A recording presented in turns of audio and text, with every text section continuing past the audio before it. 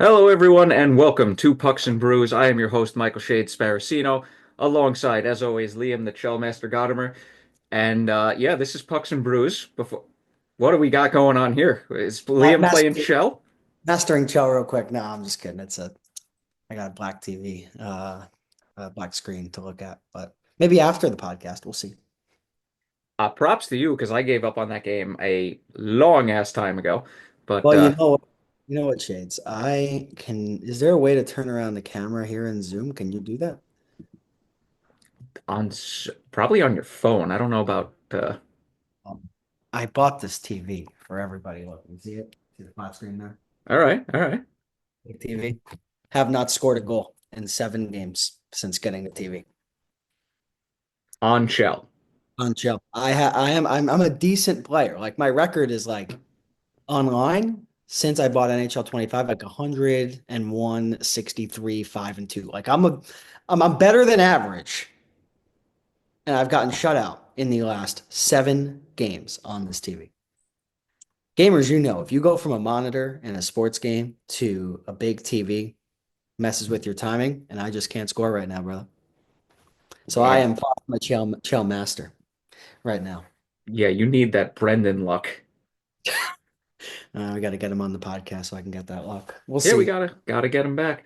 But this is episode number 71 of Pucks and Brews. I have the large cold brew today.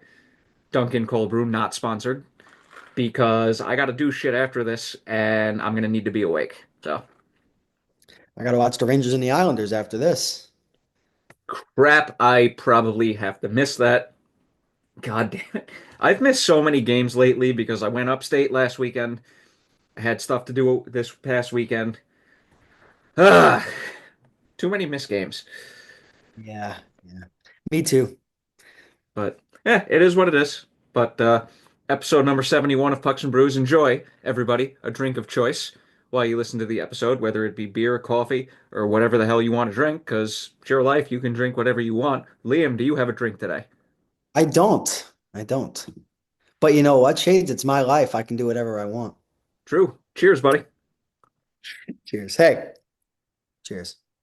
Cheers with the fucking PlayStation remote, PS5. Wait, Uh, PS5, right? yeah, PS5. Yeah, you gotta do what you gotta do sometimes, right? Still don't have one. You're not really missing much, to be Oh, I've honest. been waiting for Kingdom Hearts 4 to come out. Anyway, that's a whole other discussion. But Pucks and Brews, let's do this shit. I don't know why I said that.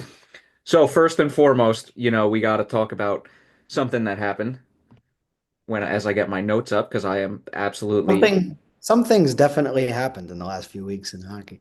yeah, absolutely. And as I pull my notes up because for some reason I didn't have them ready to go, we had the Four Nations tournament between Sweden, USA, Canada, and oh no, not the Finland. It's just become force of habit for me to say it like that at this point. But yes, Finland was the fourth team. So USA started off good, didn't end so good. Yeah, I mean, the Four Nations was amazing. You have the best players in the world all coming together to determine who is the best at the end of the day. And to see Canada come out on top, I mean, it's unfortunate, right? As an American, I think everybody is feeling a little bit of disappointment in America right now due to the result. But if you're a hockey fan, you can look at what happened and you can just say that this was tremendous hockey, highly entertaining, and most importantly, it's going to bring an entirely new wave of fans into the sport of hockey. It has kind of fallen to the wayside a little bit when going up against the other three major sports in the United States. But the Four Nations tournament, has really opened a lot of eyes around America, and that for me is the biggest thing to take away. Shades. Yeah, and according to a Chris Johnston tweet from February 18th, God damn, it's been a while. The NHL says 10.1 million North American viewers tuned in for Saturday night's USA Canada game at Four Nations, topping every non-Stanley Cup final game since 2014. It's an incredible stat. And you know what? It's an absolutely believable stat. And I don't mean to get political here, but I do think with the political noise that was surrounding both the United States and Canada while this was going on, in a way made this so much more intense, and for me, for the players on both sides, so much more meaningful. So again, while it's disappointing as an American to see the United States lose, just to see the joy and just how much this meant to both clubs. And you're putting this event, at least for this season, in lieu of the All-Star game, which is highly criticized among all four major sports to be flat out meaningless. Now you're bringing in a tournament which has so much meaning. It's a big win for hockey. It's a huge win for the NHL. And again, that stat is incredibly believable because it was that entertaining. And it was really one of the best things that the sport of hockey has had quite a while, huge PR bump there. So. Oh yeah, and I mean, I'm not a cable television expert, but with the way people have been, going to streaming the last several years, 10.1 on live TV is a monster number. Yes, absolutely.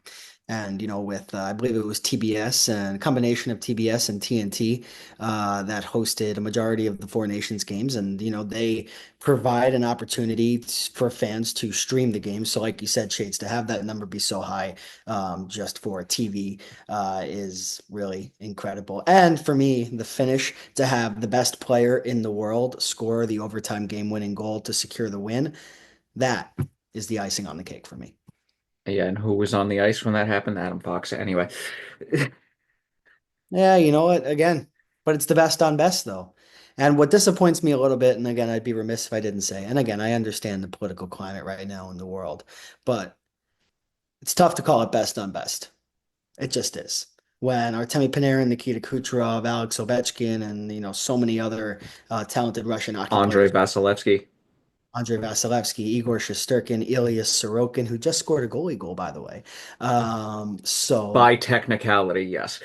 by technicality, made a save, went all the way down to the empty net. But yeah, nonetheless, Shades, it's disappointing not to see Russia in there. Hopefully, the next time that the NHL decides to do this, they will be. But at least for the four nations that were involved, it has really elevated everybody. And again, we'll get to the Rangers, right? And there's a specific Ranger that played in the four nations that has elevated his game since coming back. So unlike the All-Star game, when players can maybe take a little bit of a dip, now the four nations is bringing players' games up, and that it's huge. And yeah, now the big thing for me going into the final between USA and Canada was the controversial decision from Mike Sullivan and the coaching staff to scratch Kyle Connor and put Chris Kreider in. As soon as that happened, I shit you not, I went, are they trying to lose this game? Drury is the current GM of the Rangers. He knows exactly what's going on with all the players. In my opinion, Sullivan's a good coach. Tortorella also was there, but you have a game that's going to be anticipated, that's going to be close and tense, and one shot can change the whole thing. With the way Kyle Connor's playing this season and with the way Chris Kreider's this season, that decision was baffling. I understand both sides of it, to be honest, because Kreider had scored in the game previous, right? Against Sweden or Finland. Believe So so. he was an impact player in that game. So you can understand where Mike Sullivan was coming from. And again, you're playing at TD Garden, Boston, Kreider is a Massachusetts native. He's played well in that building, as did Jordan Binnington, who won again, and we'll get to him in just a little bit. But I understand where Sullivan was coming from, but at the same time, this tournament has been encompassed by one thing, speed. And Kyle Connor is one fast player. And so is Chris Kreider, but Chris Kreider is Well, number when he 30. wants to be. And exactly. And Kyle Connor is in his prime. So for me to leave Connor off is a little bit perplexing. I understand both sides of it. If I was the head coach, I would have started Kyle Connor. And just to bring up somebody who wasn't even on the roster to begin with, Dallas Star, you know, what I literally just had his name and Thomas this is Harley? no, not Thomas Harley, Jason Robertson. Jason Robertson. Okay. Yeah, that was another interesting decision to leave him off the team. But hey, one little tweak here and there can make a difference. But nice little tournament while it lasted. Matthew Tkachuk unfortunately got injured. That also, I think, played a part in what happened in the final. But I have to be honest though, and again, just coming from a pure hockey fan standpoint instead of an American, I feel like Team Canada was flat out better. When you are able to oh, in throw the out final, yeah. Crosby, McDavid, and McKinnon, it's extremely hard to defend. And you add Cale Makar into that mix, and again, the multitude of other talented players that they have. And there was one weakness, and I would have told you this before the tournament without a doubt, and that was Jordan Binnington. And outside of Connor McDavid and Nathan McKinnon, you could argue the team MVP for Team Canada was Jordan Binnington. So they got great performances out of everybody. I thought they just had the slightest edge over the US, slightest edge. Yeah, I mean, between the first and second game between the two, USA was dominant in the first matchup. Second matchup, pretty much everything went Canada's way. And I will say this, Matthew Tkachuk, his absence is a significant deal that shouldn't be left unsaid. So Yeah, but yeah, congrats Canada. But yeah, USA, let's get them next time because I like the future of USA hockey. So 100%. Me too. now going to a player that was not involved in the tournament, Alex Ovechkin. He is so close to breaking Gretzky. What is he, 14, 15 goals away? I think he's down to 12 now because he had a hat trick the other night. Shades, I will go back to the conversation that we had, I believe, last year on Pucks and Brews, where you brought up the question, is Alexander Ovechkin done? And you were not the only person in the media realm of the NHL to ask that question. And I remember telling you, absolutely not. You don't just lose your touch. And Alexander Ovechkin is absolutely on fire. I believe I told you that he was going to break the record by the end of this season, and he's going to. I don't really, I think at this point, it's more controversial to say that he's not going to eclipse the 894 mark than to say that he will today on Monday, March 3rd. He's going to do it. I hope he does, man. I'm just looking up. So he's currently 31 goals for the season. Come on, I'm clicking on him. 31 goals for the season. Now, of course, this thing is taking forever to load. 884 in his career, so he's 10 away. Yeah, without a doubt, he's going to reach it. Greatest goal scorer of all time. And to be honest, Shades, I understand why you asked at the time, but the fact that the conversation was even being brought up at the time is a little bit ridiculous. I don't Wayne know if it was Gretzky, ridiculous because one, you it, have to it, factor in he is getting older. Two, you had to factor in where Washington was as a team at the time because I don't think anybody saw them making this turnaround because the moves that they made have definitely helped Ovechkin in that regard. Because go back 2, 3 years, I mean, Capitals were not in a good spot. weren't. But then they brought in Spencer Carberry.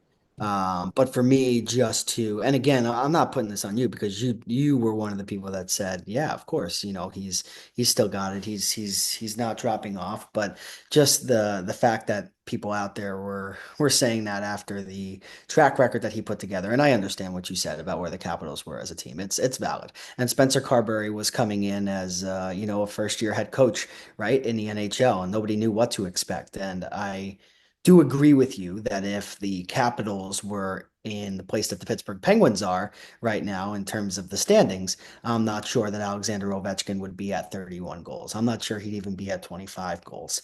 But even with that, he was still going to break the record, whether it was going to be this year or next year. Simply put, Shades, this is the greatest goal scorer of all time, and we're privileged to be able to watch him. And is he falling off a little bit? Maybe. But if he winds up with 40 goals again this season, can't really criticize him, right? So this is really exciting, and I'm really happy for Alexander Ovechkin, and it's going to be another huge moment for the NHL once he breaks the record. Oh, absolutely. I mean, he is falling off a little bit. He is 39. A little bit, So, yep. yeah. I mean, he's not the same player that he was when he was 24. That was just a whole different animal. Alexander Ovechkin, and this will be a little bit of a Interesting comparison, but he reminds me, just in terms of his longevity, Tom Brady, LeBron James. The ability at 40 years old to be able to go out there and put up 35 goals. There are not a lot of players putting up 40 goals a season these days. And I do not think, you tell me the next time you think we will see a 39-year-old put up close to 40 goals in a season. Can't When even was the play it. last time anybody got close? Pavelski? Pavelski, that's a good one. Yeah, I would love to look up that stat.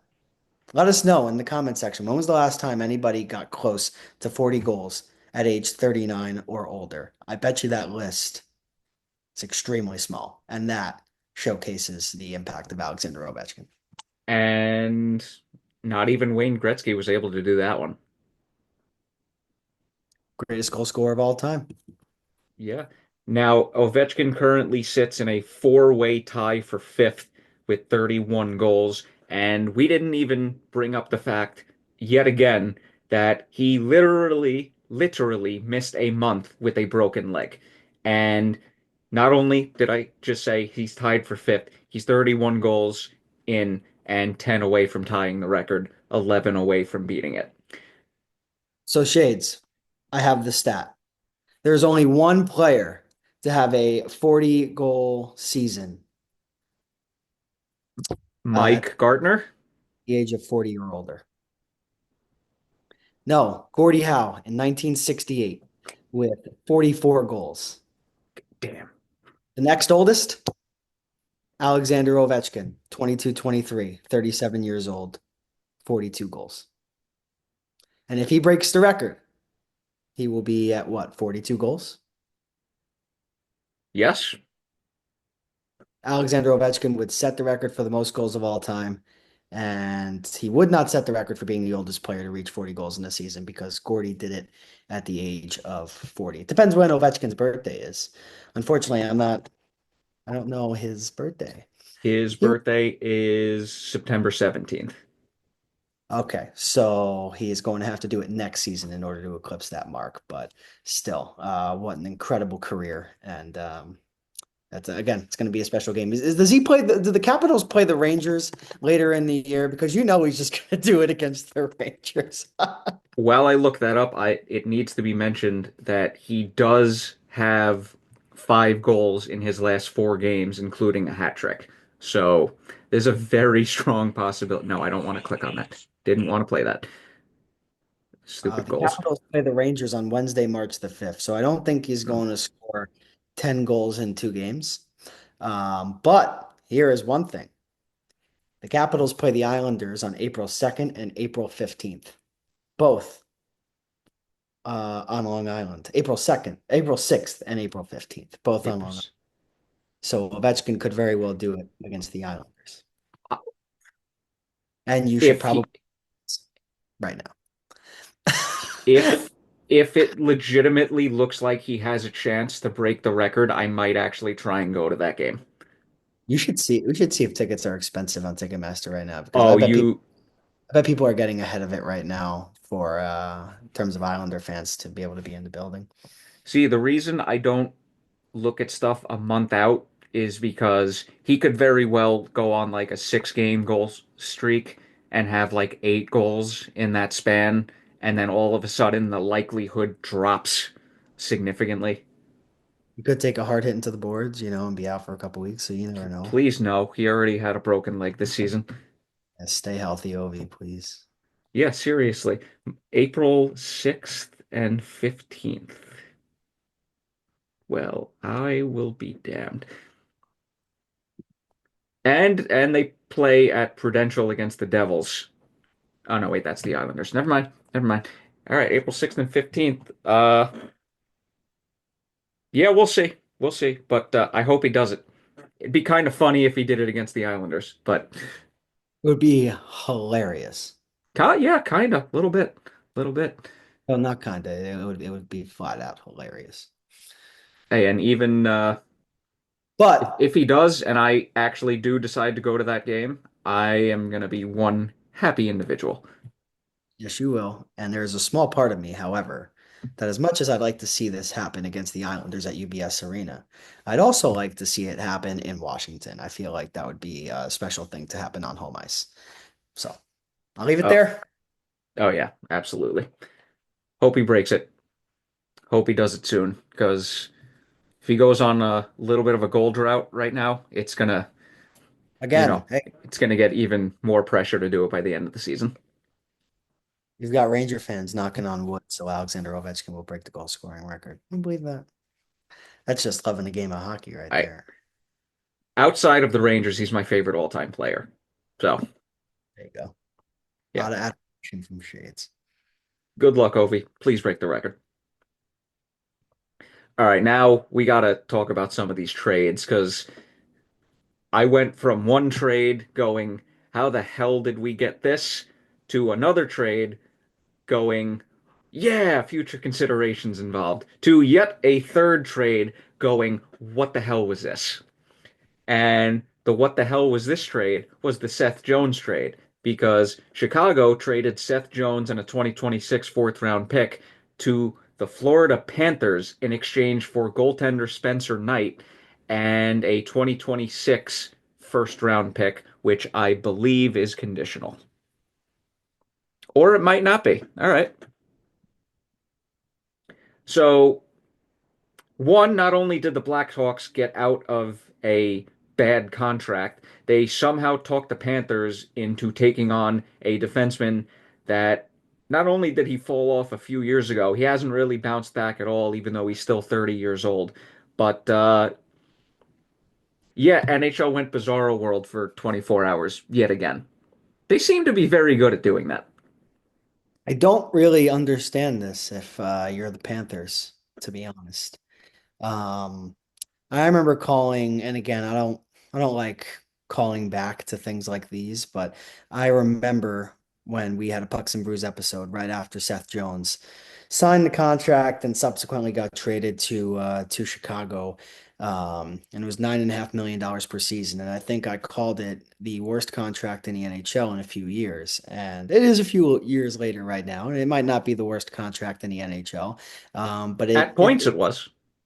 at points it was, and it definitely is a high price tag for the production that Seth Jones has provided. But with that said, Seth Jones has been very adamant during his time with Chicago about his frustrations with the team's play and how he wants to win. And no better place to win than by going down to Florida with the Panthers. But just from the Florida standpoint, they don't re-sign Montour in the offseason, and you scratch your head a little bit.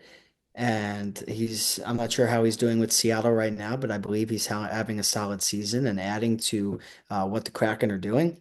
And then you trade for Seth Jones, and now you're paying another defenseman north of $8 million on top of Aaron Ekblad in Seth Jones. And it's just a little bit of a questionable trade. However, I will say on the Chicago side, they desperately needed a young goaltender. Arvid Soderblom wasn't doing it. Peter Mrazek, he's a veteran in this league. I think he has put together some solid showings over the last few years and has showed that he is a capable starter or backup, I should say, in this league. But to be able to get Spencer Knight, a young goaltender who's had ups and downs during his development, if you're Chicago, and you get rid of $9.5 million off of the books, and you give your chance selves a chance to retool in the offseason with a lot of money in your pocket, with a lot of room in terms of the salary cap. Huge win for the Blackhawks, and I wouldn't be surprised if we look ahead to a potential playoff exit for the Panthers and look back to this move and say that was the reason why. Now, granted, there was some salary retention by Chicago, $2.5 million, and the contract runs through next year, I believe. Oh, I think it was longer. No, 5 more years. 29-30 is when this contract is up, which this just makes it even more puzzling on Florida's end. Now, unless they see something or they've seen something over the course of the last couple of years that makes them go, this guy would work well in our system.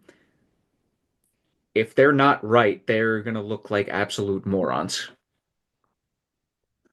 I agree with you. I agree. And that So pick, that pick is in fact conditional. It there's a chance it slides to 2027. There's no other information on Puckpedia, so I don't know exactly what happened with the trade or that draft pick beforehand, but you're right. This is head scratching from Florida to say the least. good for Chicago though, right? With the way the cap is going, to be able, even though you retain $2.5 million, I think that's a move I'm willing to make to get Spencer Knight. Yeah, hey, and 23-year-old goalie. That's right when you want to get a goaltender that has a lot of potential. So, Yeah, but still, first round pick and Spencer Knight for Seth Jones in a fourth. Value wise, Florida did not do good here yeah. at all. Just my opinion. Yeah. And speaking of a trade where the value was overhyped, we got to go the complete opposite side of the spectrum here. And we have to bring up a trade that involves future Hall of Famer, future considerations. Been moved so much. Been moved so, dude, future considerations is like the vacant of professional wrestling. It's just like it's involved in so many trades. But the Anaheim Ducks trade future considerations to the Detroit Red Wings in exchange for goaltender Ville Husso. May we please take a moment of silence to remember all those future considerations? Thank you. And I mean, Anaheim definitely did need goaltending depth. I mean, John Gibson, that's kind of all they had, and he's not even the goalie he once was. Granted, the position Anaheim's been in the last couple of years has just been horrific, but it's good goaltending depth. I'll say that. Yeah, good goaltending depth for sure. And you're always going to need that, right? If you want to win hockey games in this league. So you're seeing that with the Rangers right now, right? Jonathan Quick with how good he's been this year. So Yeah. And, Husso was one of those guys, had a lot of hype a couple years back, never developed into a consistent starter, kind of settled into his role as a backup. So I mean, it's not really going to help Anaheim too much because they're going to need to make a crap ton of moves just to get back into relevancy. But still, for future considerations, solid pickup. future consideration, solid pickup. It's going to take a little bit of time for Anaheim, like you said. But I'm sure they'll be all right. So Yeah, we'll see. they I got mean, they got some they got some nice young talent. So yeah, they do, but hasn't exactly gone according to plan with them. it hasn't But gone according to plan. Work to do. It's going to be a process, and we'll see how it works out. You know, I feel like we could say the same thing about the Rangers. We'll get back to them though. But definitely. another trade that happened, minor one, sort of. Gustav Nyquist got traded from the Nashville Predators to the Minnesota Wild in exchange for a 2026 second round pick. Nyquist is still a decent player at 35. Minnesota needed some depth. I mean, I think this is a solid pickup for Minnesota. Yeah, I think it's a good pickup for the Wild too. And Nashville, kind of where they are right now, it's going to be a slow rebuild, right, or retool, however General Manager Barry Trotz wants to describe it. But it's going to begin with this season in anticipation of the trade deadline, getting rid of some rental players, and that starts with Nyquist. He's a good player, but he's also 35. And for Nashville to be able to get a second round pick in return, it's one of those trades for me, Shades, that's a win-win. It helps Minnesota in the now, and it helps Nashville looking towards the future. Yeah, and one thing with Nashville, they made the playoffs last season, looked like they were going to be a lot further along in the process than they actually were, make a couple off-season moves to try and really go for it. It completely backfires, and now it looks like they're back in sell mode. Yep. So, I mean, good luck to Minnesota. I mean, they could use some guys like that. But yeah, Nashville's a mess. But Yeah. oh well. Interested to see what other trades happen. See if Minnesota makes any more moves and see what Nashville does come this trade deadline. See how many more pieces they can sell off. Right on.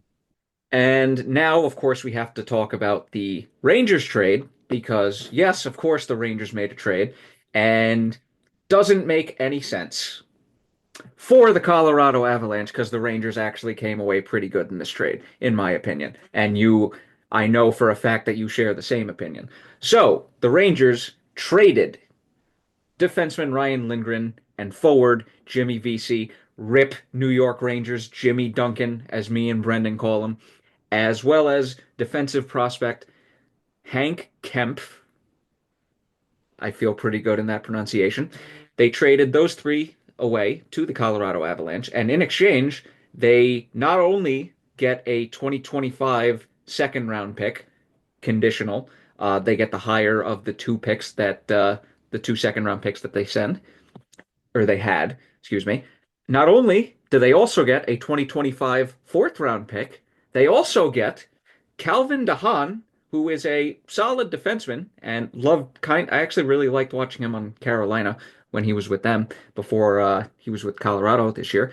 And not only did they get those three, they got forward Juuso Parssinen, 24-year-old center, seventh round pick from I believe 2019, who looks like he has some pretty good upside. In the end, Rangers do free up $1.48 million of cap space. They get rid of a declining Ryan Lindgren, at least from his play. He is still only 27, but unfortunately, we had to give up Jimmy Vesey too. But like you said earlier in the episode, uh, kind of just, or maybe this was before we started recording, he did kind of fall out of favor with the current coaching staff. But I will stop talking and throw it to you. How do you feel about this trade? Shades, I was a little bit shocked when had initially come down, but then when I looked at it again, I saw the two players that the Rangers were sending to Colorado, and I wasn't really that shocked. I mean, Jimmy Vesey, it's no secret that he was on the trade block for a long time, maybe even dating back to the offseason. And, a lot of the frustrations from Ranger fans and potentially Ranger management, and, it could be that way due to, the trade. But Ryan Lindgren's play definitely diminished a little bit. At one point in his career, he was a mainstay alongside Adam Fox on that first pair, but over the last couple of years, mistakes have started to pile up in Lindgren's game. Again, he is a warrior of a Ranger. I'd be remiss if I just didn't mention that he was somebody that night in and night out gave you 120%, and not everybody does that in this league. So Lindgren was an extremely hard worker, and nobody took more hits in rough places than that guy. And he all did it to make a play and to make good things happen. Now, in terms of VC, like you said, he fell out of favor with Peter Laviolette and subsequently the coaching staff as well. And what the Rangers get back, I mean, you touched on it at the start that the Rangers got a pretty good return here, and I would agree with you. So let's start with the draft picks, right? You get a second and a fourth round pick by trading Ryan Lindgren, who, yes, was a part of your top four at the start of the season, but again, fell out of favor, and Jimmy Vesey, who just for whatever reason, was consistently not in the starting lineup, right? So you get a second and a fourth round pick. That alone would have been a positive in this deal. But then you get two impact players as well, one up front and one on the back end. And for me, 33-year-old Calvin DeHaan is an awesome pickup. Former first round pick of, well, the New York Islanders team that the Rangers are playing tonight. Just a steady defensive defenseman. He's not flashy at all, not going to produce a lot of points, but what he will do is lay the body and block probably more shots than any other Ranger defenseman currently on the roster. And that's something in the absence of Jacob Trouba that I think New York has kind of missed, in terms of their defense. So I love the addition of DeHaan, and I'm happy to see that you mentioned the promising young forward in Juuso Parssinen as well. I loved him in Nashville. Thought he was a skilled, flashy player, but again, somebody that's not afraid to use his size, right? Went to Colorado, had a couple of nice games, but the Avalanche saw an opportunity to trade a 24-year-old forward away in order to get better right now. I think Colorado did get better right now, but I think that the Rangers did too. Addition by subtraction. And you bring in two players, like I said, up front and on the back end that really slot in nicely. I think, it's a one game sample size. And of course, you don't want to take much away from the first game after a semi big trade, right? But the Rangers shut out the Predators. with, behind Jonathan Quick and 4 goals, including a goal from Brett Berard, and the defense, including Calvin DeHaan, was a big part of that. Parsonen, I don't believe, got on the score sheet, but starting to get acclimated with the team a little bit. So it's a positive move. And I will say this, my last point being, I believe that Chris Drury is not done making big moves. There is more to come. He's got something in the bank come the trade deadline. And Shades, I'll just say it right here, right now. We can talk about it at a different time. What the Rangers need is a defensive defenseman. I don't think they need any more forwards. You could argue maybe they need a third line centerman, but you need a top flight D man. And, we touched on the Washington Capitals right before, and their resurgence. Remember when nobody wanted Jacob Chikrin? And now Chikrin's on the top pair in Washington, big part of that turnaround. So, just goes to show you when you get a top four D man in your lineup, just how much it can change things. We saw it with the Capitals, and the Rangers need it too. Yeah, I mean, don't get me wrong. Calvin DeHaan definitely helps in that department, but I'm with you that I still think they do need one other defenseman. Just to touch on Juuso Parssinen again. So he started his play in the NHL back in 22-23, where he had 6 goals and 25 points in 45 games. Not bad for a rookie. The following year, in 45 games, if I didn't say that, my brain's all over the place. You said Following year, he had 8 goals and 12 points in 44 games, so definite drop off there. Following year, which is we're at the beginning of this season now. 15 games for Nashville, 2 goals, 3 assists. Then he got traded to, I believe, traded to Colorado. 22 games there, 2 goals, 4 assists for 6 points in 22 games. And now he's on the Rangers. So, third team this season so far, which you don't see that too much. I think that's a nice little fun fact going forward. But yeah, yeah. I mean, hey, there is upside there. They definitely did need depth forward, so this helps them in that area. But yeah, no, I like this move for the Rangers, and which is not something I've said a lot lately. right. It's not. I don't even think you said that for the Miller trade. I Did you was get iffy. that one? Yeah, I was iffy at the time. Okay, there you go. But yeah, so again, not a bad trade from the Rangers whatsoever. But there has to be something more coming down the pike. Yes, and like you said, uh, I definitely feel like there is as well a big trade coming. And I think the question becomes, are the 2 picks we got in this trade going to be used, or at least one of them in a package for somebody? I could see it. I could also see us using the picks, to be honest. You know, Yeah, our prospect group is kind of barren at the moment outside of Gabriel Perreault. a little Morgan Baron, huh? Morgan Barron. The one that got away. We I was not happy at that trade at the time, but I digress. It's been like 4 years at this point. But yeah, no, is there a bigger trade coming? There very well could be. And it's getting to that time of year, right, where we look at the top trade targets around the league. So, once those start to become more clear, we'll see who the Rangers set their targets on. But you don't acquire JT Miller in the middle of the season if you don't intend to make a big push toward the Stanley Cup. I think Drury knows that the window is closing, you know. Yep, He's doing absolutely. this I courage. just There are still youngsters that could come up and make an impact, but the window is closing with this current group. Here's Zibanejad, Kreider, all that.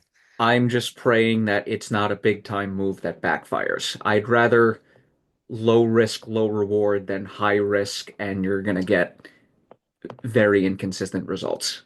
Watch him go and get Eric Carlson from Pittsburgh. As much as I love Eric Carlson, and I do have a picture with him, I'm not going to be happy about that trade at all. So I hope that doesn't happen. Pittsburgh is trying to move Eric Carlson, so we'll see. They are. They are. Now, speaking of big moves that are yet to happen, we have to talk about somebody who's already been traded so far this season and legitimately might get traded again in Mikko Rantanen because he was dealt to the Carolina Hurricanes from the Avalanche And the early returns have heavily favored the Avalanche, let alone been in their favor. Didn't I say it at the time? It was a risk. It was a risk. And with what Carolina went through last summer with Jake Gensel, you get bounced out of the playoffs, you acquire the big fish, you give up a ton of prospects and high level talent to Pittsburgh in order to get him. You don't re-sign him in the offseason, you lose him to Tampa Bay. And now Mikko Rantanen, he hasn't played 20 games, Shades, with Carolina. And there's already rumblings of him getting traded in the same season. And if you're the Hurricanes, I mean, yeah, I guess that's the right choice, right? To move him if he's not going to re-sign, and he hasn't exactly lit the world on fire. Do you have his stats in front of you Uh, since he got to Carolina? Because I definitely Pulling him don't up think now. it's close to Colorado Rantanen, I can tell you that. No, pulling it up now. So far in 11 games for Carolina, 2 goals and 4 assists for 6 points, which I will be honest with you, had we recorded this probably 3 games ago, this would have looked significantly worse than it does, and it already doesn't look good. Yeah, I you got to lock him down before the trade deadline. And if he doesn't put pen to paper before the deadline, got to move him. And you have to entertain every offer because way too much was given up. Let me tell you right now, I made that prediction with Seth Jones with the $9.5 million contract and how it wasn't going to be good in a few years. I'll make a prediction right now. In 2 years, Marty Necas will be a top 10 player in the league. 2, 3 years. A 3 years, bold prediction. I like that. Marty Necas can play. And I could see him being, ready for this, as impactful or more impactful than Mikko Rantanen next to Nathan MacKinnon. And Mikko Rantanen was a 100-point player plus with MacKinnon. So this trade for Carolina, if he does not re-sign and they do not win the Stanley Cup, this could be one of the worst trades maybe in the last decade. Uh, I would have to see how things play out the rest of the season before I can give my opinion on that because it is a little premature. But since you brought up the Why is he on the prediction, block, Shades? They're what? worried. Why is he on the block? They're worried. They see the writing on the wall. They saw what happened with Gensel, and they know it can't happen again. Natchez is a budding superstar. What's your prediction?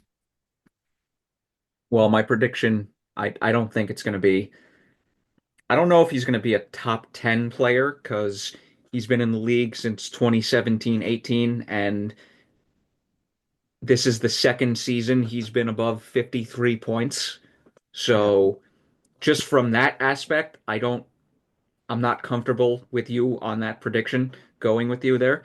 But a budding superstar, possibly, because he had 16 goals and 39 assists for 55 points in 49 games with the Hurricanes before the trade. And since joining the Avalanche, 4 goals, 9 assists for 13 points in 12 games. So early returns look phenomenal for Colorado. But I have to go back to this, which I don't think should be overlooked. He was unhappy with his with what for whatever reason in Carolina to an extent, and he was basically told by the GM, I believe it's Don Waddell still, right? It's Eric Trulsky. Eric Trolsky. That's right. That's right. He was basically told, "Hey, look, if you want to get paid or you want to get traded, put your best foot forward, put your best effort forward, because not only is that going to help you grow a market to get traded, it's going to help us to move you, yada, yada, yada, etc., etc., and it'll help him get paid in the future." He's doing that to himself right now pretty good, and things are looking good. Now the question is he going to become one of those players that gets paid and kind of drops off? In terms of Rantanen, you mean? No, in terms of Natchez. in terms of Natchez. I really don't think so. I think 55 points in 49 games last year with Carolina, who really didn't open up the ice a lot for their offense, right? Very tight-knit group, kind of played a very defensive game. Now with Colorado, we see how wide open they play with Taves and McCarr and McKinnon and Girard and just all of the danger that they can throw at an opponent. And you add Natchez to that mix. I mean, Shades, I know you said at the beginning of the podcast that you haven't watched a lot of Ranger games this year, but one of the Ranger games I did watch in its entirety was the first game that Natchez had played, one of the first games Natchez had played with the Avalanche, and it came at Madison Square Garden against the Rangers. It was unfair at points. And again, the Rangers defense was what it was, but it was unfair from time to time. So Nate just looks great with McKinnon, 13 points in 12 games. I would love to take a look at this conversation again come the end of the season and see when we have more of a sample size, maybe even after Colorado either wins the Stanley Cup or gets eliminated from the playoffs, see how Nature's performed down the stretch and how it compared to Rantanen. But when you're playing with McKinnon, you know, and you're already a skilled player as it is, that 100-point plateau doesn't look like too much of a hill to climb. So, and now we're seeing it out of Rantanen, right? What type of player are you when you're not playing next to Nathan McKinnon? I'm not saying that Rantanen is a bad player by any means. He's definitely a tremendous talent, but he's not producing the same way or at the same rate he was when he was line mates with number 29 in Colorado. So I think that plays a factor into it as well.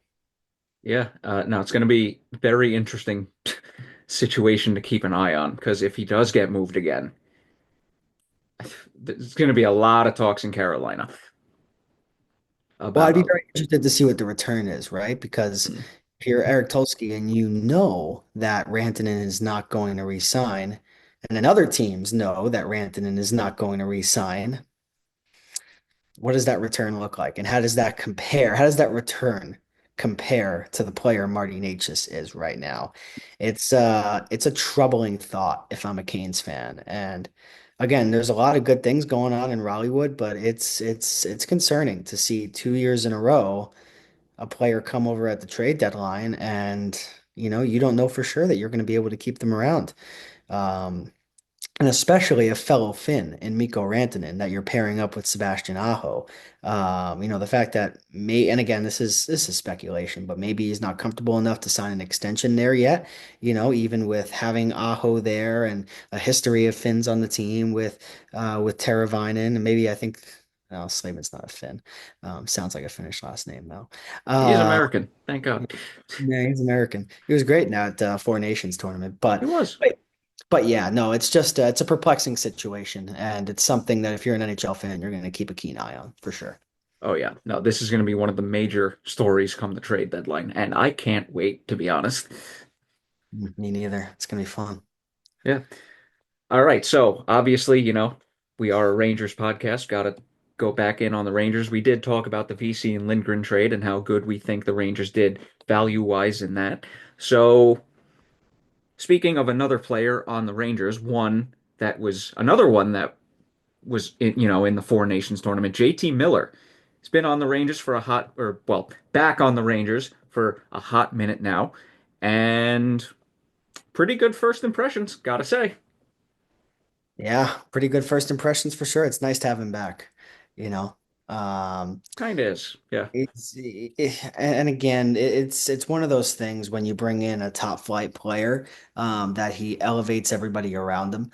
And we'll talk about some of his Ranger teammates coming up here in just a bit. But I think everybody on the Rangers during the last 4 or 5 games has really stepped up, and I think JT's presence has a lot to do with that, both in the locker room and both on the ice and production wise. It's huge. Special teams, the man advantage has been struggling this year. JT comes over, it's been much better.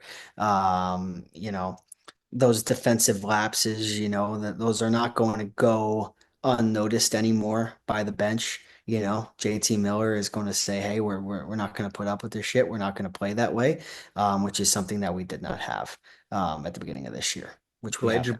yeah, I'm glad you brought that up because JT Miller is pretty much the only reason that the championship game against Canada even went into overtime because he back-checked and stopped a for sure goal. Yep. Yep. You're never going to question effort with JT Mm. or desire, fire.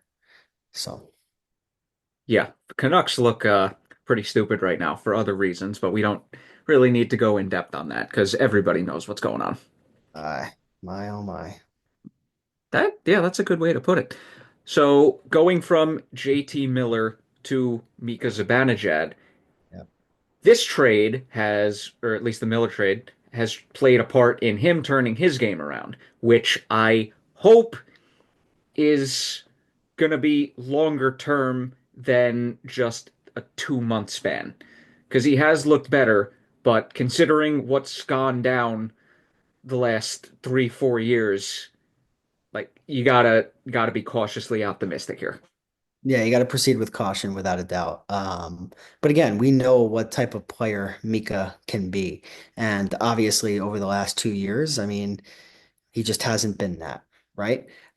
So to be able to see him find his game a little bit since, like you said, JT came over, but also since the Four Nations tournament as well. His performance for Team Sweden was pretty good. He had a couple of big goals, helped to play make and set up opportunities. And we're starting to see that with the Rangers now. I'm watching the Ranger game while doing the podcast with you. Must be Side nice. by side. And he just had a couple of great opportunities on the power play. The Rangers did not score, but And Anders Lee just scored. oh well, I'm behind. You didn't have to tell me. I got the notification on the phone. I'm sorry. Bad timing. Here we go. So now I have to watch this play knowing that the puck's going to go into the net. Let's see how it happened. Wow, I must be really behind. We just Why? cleared Because it the still way hasn't out. happened yet. Well, we ended the yeah, we killed off the penalty. Let's see. Is it this rush here, Pulak? Yeah, here's Lee. Yeah, yeah, got by Rempe. Rangers have it on the defense. It's Berard back out of the box. Good keep. Yep, from the corner. Bad goal. Bad goal from Shesterkin. He was off his angle. That's Live tough. analysis here on Pucks and Brews. And I don't like to say bad goal, but that's probably one Igor's going to want to have back. Lee was from the corner and he just threw it on net. Not a bad thing ever to do. And Shesterkin was off his post by a couple of inches here. Good job by Holmstrom in a 1-on-3 to put the puck down the wall. And then, yeah, right from the goal line, Lee deflected off of the skate blade of Shesterkin. Anyway, back to Mika Zibanejad while we suffer the Rangers being down 1-0 to the Islanders. So obviously before the trade, he was being tasked being the first line center with Chris Kreider and a revolving door at right wing. That There's a alone replay review. replay. Oh, it's going to review now. It's going for offsides. Good Lord. Anyway, I'll keep so you updated. yeah, but yeah, he goes from that to all of a sudden JT Miller comes in, Mika gets moved to the wing, and the main defensive responsibilities go from him to Miller. That in turn has helped them, and they also dropped Chris Kreider down in the lineup. He's currently out. We'll get back to that, and they have another left winger. I think that also has played a part in his resurgence, at least the last couple games.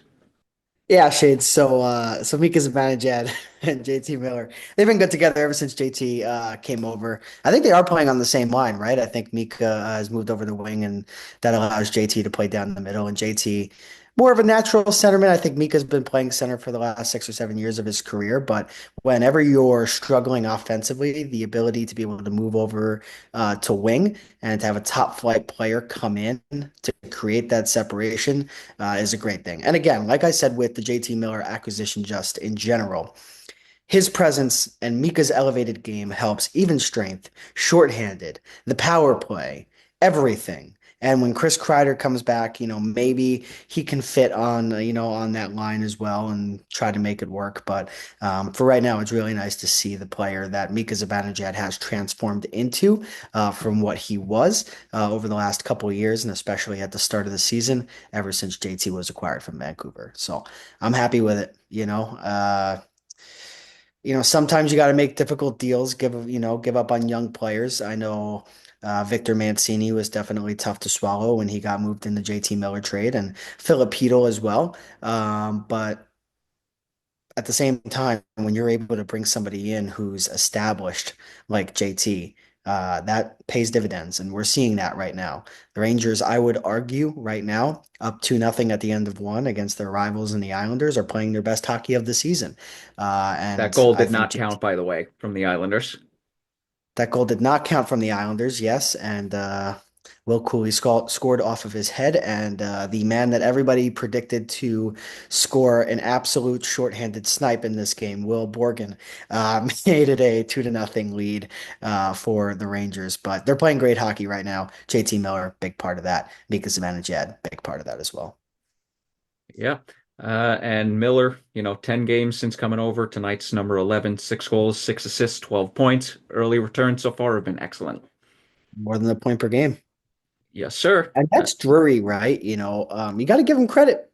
That's him taking advantage of a situation over there in Vancouver. And the Canucks had a tough decision to make. And at the time, right, I said, no, no doubt. You trade JT Miller, Elias Pettersson, that's your franchise guy. But Chris Drury pounced on a big fish at a time when Vancouver did not have the leverage because of what was going on in that locker room. So I just want to give our general manager just some credit, just in terms of that trade. And hey, 12 points in, what did you say? 10 games, 11 tonight. Yep. So that's more than a point per game. It's a huge pickup. That's probably the best pickup the Rangers have had, you know, before the trade deadline in quite a while. Yeah. So And yeah, Hedel not doing too bad in Vancouver. 2 goals, 4 assists for 6 points in 9 games. Not horrible. not But bad. No, yeah, yeah, doing no, well. but Drury's looking like he did good on this trade. Can you see how Mancini's doing in Abbotsford? I'm curious. And all right, let's see. He, since the trade, no, not NHL only. Abbotsford Canucks, 5 games, 1 assist, 2 penalty minutes. That's all I got. Hmm. Interesting. All right. Just interesting to keep an eye on. Yeah. So I mean, he is a defenseman, so can't really he go is. based on point totals. It's not the point totals for me, it's the 5 games. Maybe he's hurt or something. So Maybe. Who knows? But moving on to something that we mentioned earlier in the episode, the way I phrased this in my notes via typo, Chris Kreider and Adam Fox have been sent to injured reserve, or unless you want to go based on my notes, they were sent to IT. So maybe career paths change? You never know. I could just imagine Kreider being technical support. I Oh mean, hey, he man. can speak Russian, so that Yeah. may or may not help him at all. Who knows? Yeah. That's hilarious. But no, they are not in the IT department. They are indeed on injured reserve, Shades. At least not yet. Hey, you never know. Never know. We're going to Yeah. come back to this moment like 10 years from now. One of them is legitimately working in the IT department. And then I'll be like, we called this first. We called this first. That would be that would be something else. Let me ask you this little side question here before we get back on topic. Who do you think would do better in IT without knowing Kreids or Fox, he went to Foxy as Harvard. people? Okay, all right, yeah, yeah, you're right. Didn't You're even right. have to think about that one. I'm sorry. Yeah, Boston College or University, whichever one he played for, and Harvard, I'm going with the Harvard guy. Boston College for Kreids. I forget whether I played. Did I play tennis there? I think we had a match against them once. It was either them or BU. But yeah, I, I lost. Eh, it But happens. yes, they are not going to IT. They will be hitting injured reserve. Fox looks to be a little bit more severe. Kreider's, from what I heard, was more of a retroactive one. They can activate him at any time, which if you're putting a player on IR, that it's kind of strange. But Right. yeah, NHL and NFL have different rules with putting players on IR because in football they're going to be out at least 4 to 6 games. Hockey, I guess teams can just do whatever as long as it's not long-term injured reserve. Looking at But, you, Vegas. I hope it's nothing significant for either player, but I will say this, right? I don't think it's the worst thing for both players to just kind of take a seat on the sidelines just for right now, and be able to come back towards the tail end of the season, hopefully when the Rangers have put themselves in a better position in terms of the playoffs and find their game entering the postseason. So if I put two guys on IR right now, just to give them some rest and help them recoup with whatever lingering injuries that they might have from the start of the season. It's Chris Kreider and it's Adam Fox. And hopefully they can come back at the end of the year, like I just said, turn it on, and this team can come together and make a run. Because look, Kreider's been invisible on some nights. Fox, his play might have dipped a little bit since signing that $9.5 million a year contract. But at the same time, if the Rangers are going to be successful, the current Rangers, they need Adam Fox and Chris Kreider. And look, Kreider provides a lot of intangibles in the playoffs. He just does. It's hard to score in the playoffs. And on the power play, when you have one of the best deflectors in NHL history, you need it. You need it. I don't care what you are defensively. I don't care if you're invisible some shifts. If you scored two power play goals for me, you're an impact player. And, I hope Chris Kreider can refine that because that's what he was last year, his huge goals in Carolina. Fell off a little bit in the Eastern Conference Final, but he was the reason why we took down the Hurricanes there. Well, also His play Frederick late in Anderson the just series. imploding. And hey, but somebody's got to beat him, and Kreider did, and I hope they find their game. I really do. But for right now, I think it's good that they're sitting on the sideline. So we'll see what happens. But it's Y- interesting, the Yeah, I trade mean deadline it. coming up too. Yeah, I mean it also kind of was Hopefully it doesn't happen. confirmed that both of them have been dealing with lingering injuries. I mean, Kreider, his lingering back issue, I mean that's pretty out there at this point. That's no secret. Fox, it may be less of a lingering thing and more so of a he's been hurt multiple times and that's kind of taken its toll a little bit. Yeah. So, you never know. Yeah, I think usage with Fox is a big thing. He was definitely banged up in the playoffs a little bit. And Crowder, like you said, the well-known back issue. So I hope they come back soon, but at the same time, if this current group of Rangers, and right now, like I just said a couple minutes ago, they're playing their best hockey of the season. If you can add a healthier Adam Fox and Chris Kreider to the group, and a potential trade deadline acquisition to maybe help on the back end or maybe a middle six center, then maybe you're talking about this team making a pretty significant turnaround. So I like where the Rangers are at right now, and it's not the end of the world that Kreider and Fox are on injured reserve. Speaking of this team making a potential turnaround, uh, that begs the question, as the Rangers currently stand, do they have it in them for a push to make the playoffs? Or, like you just mentioned, are they going to need a move at the deadline, potentially big move at the deadline, just to get themselves over the hump into the playoffs, let alone going on a run? Yeah, I'll say this. I'll say if they just want to get into the playoffs, which is not what I think that this Rangers team wants to do. If they just want to get into the playoffs, you don't have to make any moves. I think this team will make the playoffs as is. But if you want to compete for a Stanley Cup, you need to make a significant move or two at the trade deadline.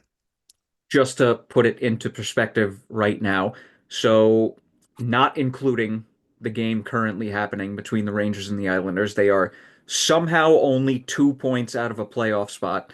Then again, last game was against Nashville, who's selling, and the Islanders are not a very good team this year, so it's got to be taken with a little bit of a grain of salt.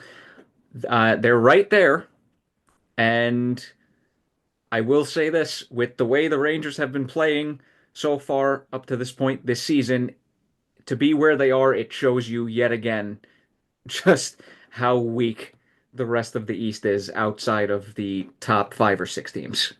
The East is pretty weak, and just seeing the teams that the Rangers are chasing down right now in the wild card being Columbus and Detroit, uh, you know, it's interesting. And I do want to note in terms of the New Jersey Devils, the third team in the Metropolitan Division, because I know our Rangers talk usually concludes the episode.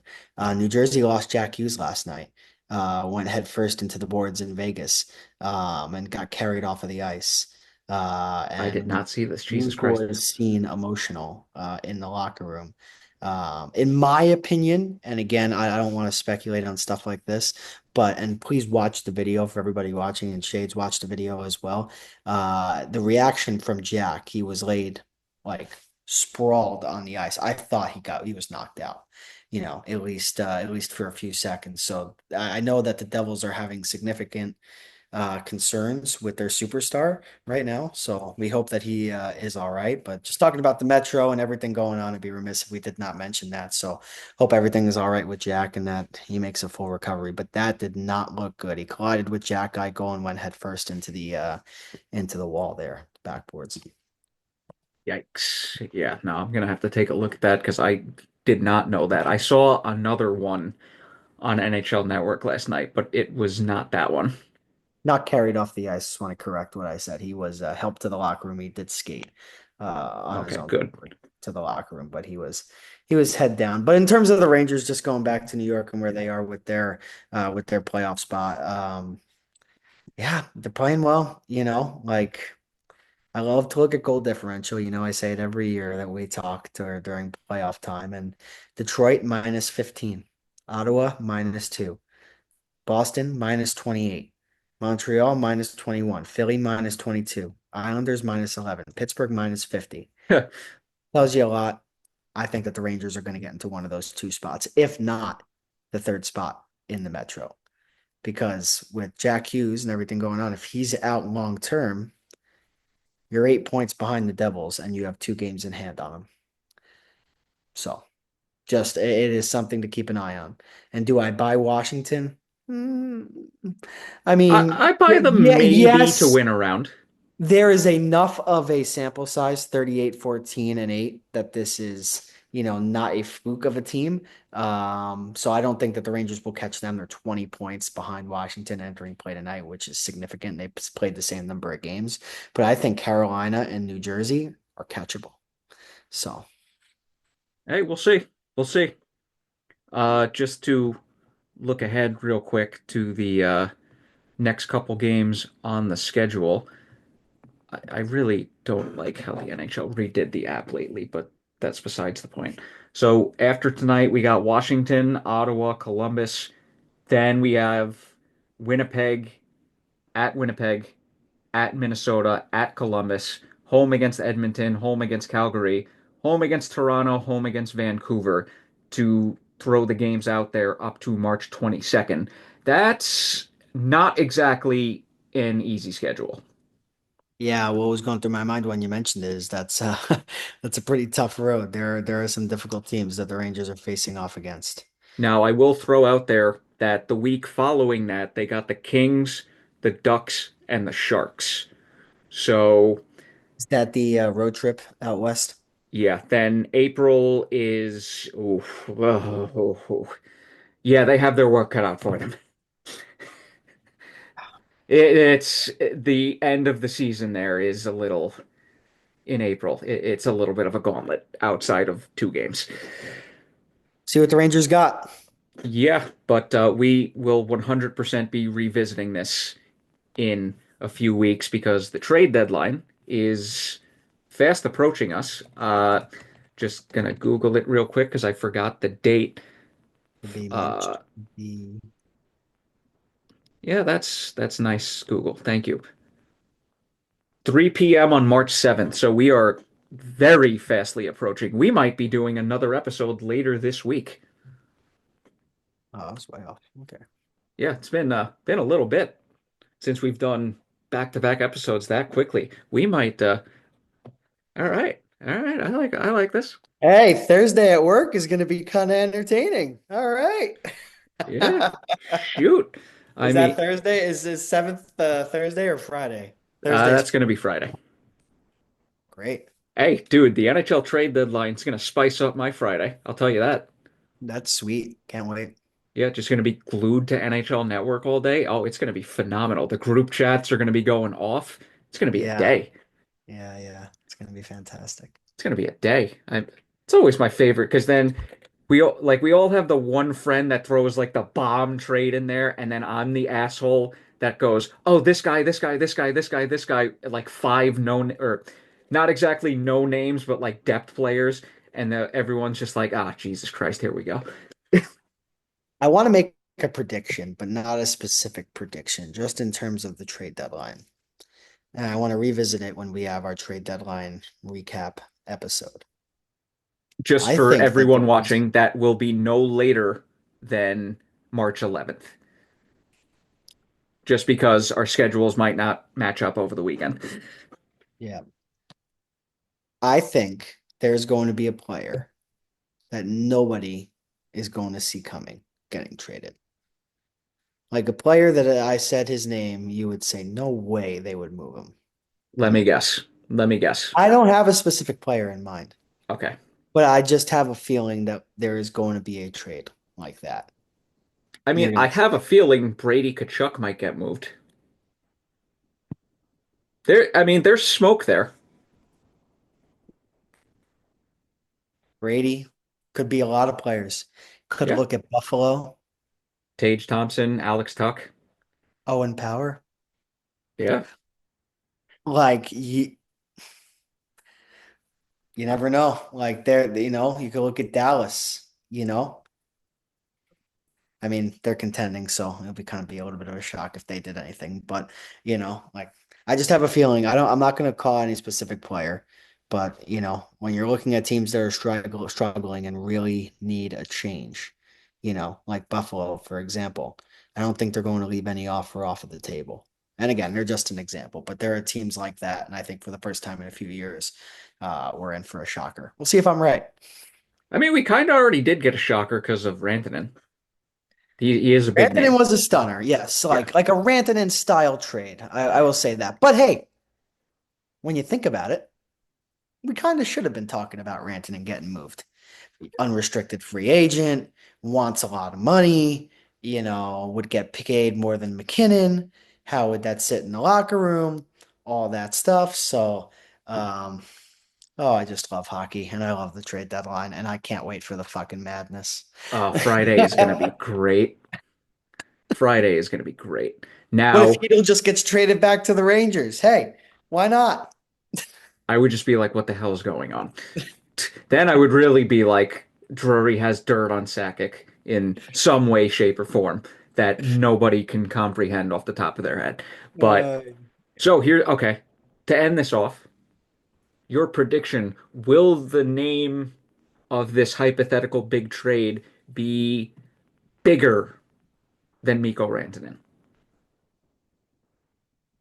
Or will it be close or nowhere say close? this. It will not be a 100-point player like Mikko Rantanen. Um, I could see it being a youngster, like somebody with a lot of potential on a team that's struggling that needs to shake things up. And that player doesn't necessarily get moved because he's struggling. It's just the team. That's just where the team is at. So I think the player that gets moved could have the potential to be better than Mikko Rantanen, but not better than Mikko Rantanen right now. I would make the prediction that JT Miller and Mikko Rantanen are the two best players traded this year at the deadline and before the deadline. So that's So a good long way of saying no. essentially, All yes. right. Well, we will be back either very late, either Friday, sometime over the weekend, or Monday or Tuesday. Got to see how our schedules play out. But yeah, this has been episode number 71 of Pucks and Brews. I have been your host, Michael Shade Sparacino, alongside, as always, Liam the Chillmaster Godimer. I have this much cold brew left, so let's finish that off just to end the episode the right way. We'll see if I score a goal. Can Liam score a goal in Chel? We will have the answers to these ground-breaking questions, earth-shattering questions come the next few days. If I can figure out how to turn my camera around, we could watch me play. No, I'm just kidding. But yeah, no, we'll see what happens. I'll update all you guys. I don't think my shutout streak is going to continue. So No, 7 games, that's absolutely insane. But we have gone long enough. Please, everybody, like the video, helps us a lot. Comment in the comments if you want to. Follow us at our socials if you want, that are listed in the description below. And we will be back soon. Cheers with an empty cup. Not that anybody saw that, but goodbye. wait, what Whoop. number episode is this? 71. Can we honor a Ranger? Let's do it. Why not? Can you tell me a Ranger number 71? It sounds like it would be somebody from the 90s. Four players have worn number 71. Who was the most recent? Oh man. Well, And when? they're all within the last 15 years. Three Seven. of them are within the last 5 years. Oh, wait a minute. Wait a One of minute. them is Vic, currently playing tonight. was Victor Mancini one? No. No. One of them is Come currently on, playing. Shades. One of Uh, them's playing tonight. I am absolutely horrible with numbers. Is it Parsonen? Yes. Oh, I got it first time this time. All right. The Mike Rupp in 2012. And come on, you can guess the other two. One was 2024, and the other was 2021, 22. One was a goalie, one was a forward. Deming? No. Oh, who the hell was our backup right before Quick? I'm gonna come back to that forward 71. Which year was the forward? 24 last year. Oh, God damn it, who did we have Brewery, last year? Brewery signed him last year in the summer. He came over, he played some games on the fourth line, and then I think he got moved or released at some point. He Uh, he has a brother in the league. His brother Rem. Oh, come on. The I goalie you should know too. I legitimately cannot remember off the top of my head who was on the fucking team last year. Because who? Okay, hold on, hold on. Nope, not coming to me. Fourth I line. called Thrashers night on Saturday. The goalie started for the Savannah Ghost Pirates that night. Yeah, like that was really supposed to help me. God Goalie has 170 NHL appearances. He's not a nobody. damn it, who the was our backup goalie? He hates the Rangers,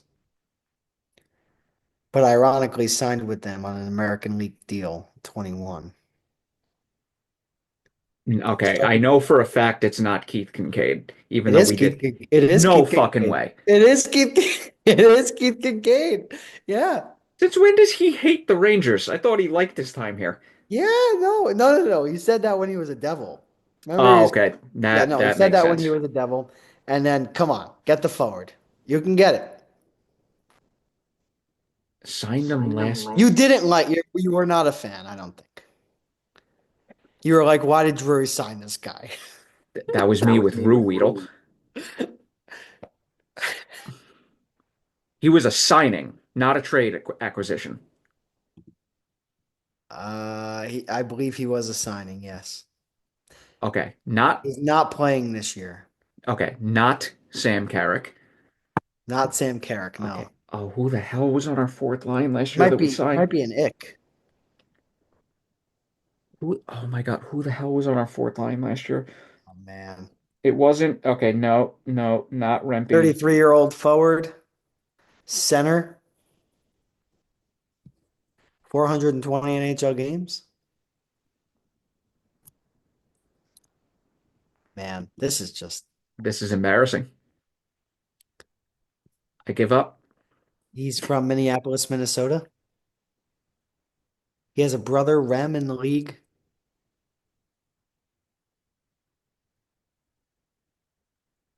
I give up. All right. Tyler Pitlick. I could have gotten that. His name was not coming up. You were not a Huge Tyler fan. no. Not a huge fan. But Brother plays in San Jose with the Barracuda in the AHL. that's Happy we took you down that rabbit hole, but so you said I know it's not Keith Kincaid. and it Unbelievable. was Keith Kincaid. All right. All Keith right. Kincaid, Well, by the way, somebody who broadcasts in the NHL, still pretty good goalie. Made yeah. 49 saves on 52 shots against us a couple weeks ago. Never met the guy, but great guy too. Yeah, no, it seems like a fun time for sure. Wish him nothing but the best. And hey, we might get an opportunity in the AHL now with Florida trading Spencer Knight. You never know. Never know. Back Just to the like this trade. extended outro, you never know. And me taking an L at the end of this podcast. I mean, that's more likely, but Always edit it. nah, You could if you want. nah. I'll leave it in there. Good man. And yeah, Good. it's my podcast. I can embarrass myself every once in a while. But yeah, all right. Now goodbye, everybody, as my voice is kind of starting to go. All right, later, everyone. See you later in the week.